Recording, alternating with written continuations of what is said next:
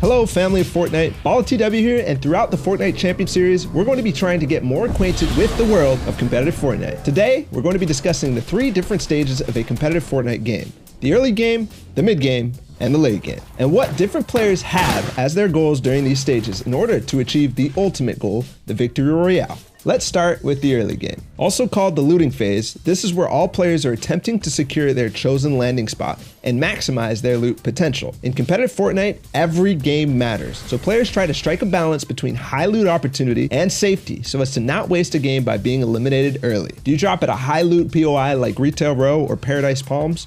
Or land at a safer POI on the edge of the map, where less players drop because of less loot? Regardless, the goal is common. Whether you take a passive approach by looting safely on the side of the map, or an aggressive and risky approach by letting others loot for you and finding early eliminations. Now that we know what the early game is, what should we be looking out for during this stage? First things first, being contested.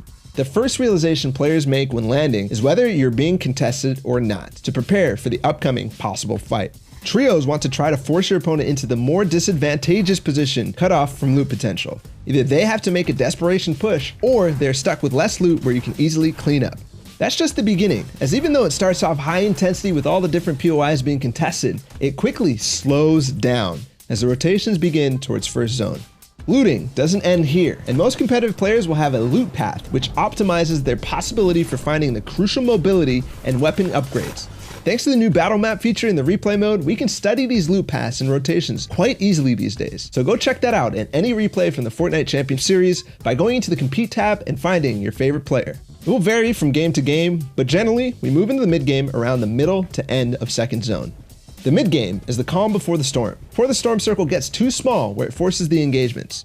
Most players' goals are positional, but in some cases, depending on how the early game went, you again have to strike a balance, this time between looting and farming, or going for the best position. Looting could include playing extremely aggressive to earn yourself other players' loot. In trios, it's much harder to play that aggressive playstyle, since fights take longer and cost more. You want to be efficient with any rotations or fights you have to take. You don't want to spend your precious mobility, valuable resources, or health.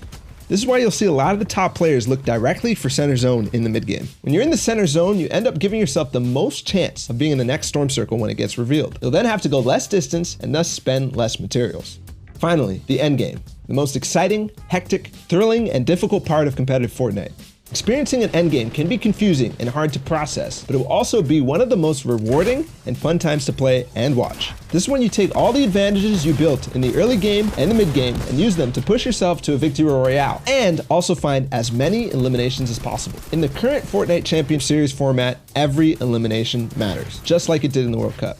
From 6th zone onwards, where the calm from the mid-game explodes into a cacophony of tunneling, mobility usage, and shots being fired, you'll see teams go for the ever so advantageous high ground, where they can tunnel very cheaply and have the most opportunity on the rest of the server for elimination, as they have the top-down view. You'll also see teams call out the need to find a good layer, which is away from other players, both above, below, and horizontally from you. You'll see teams desperate for the extra materials to last them through to the full zone closure, going for impact eliminations, where they can top off on resources and power weaponry of their fallen opponents. So, whether you're watching or you're joining us on the field, take stock in the stage of the game.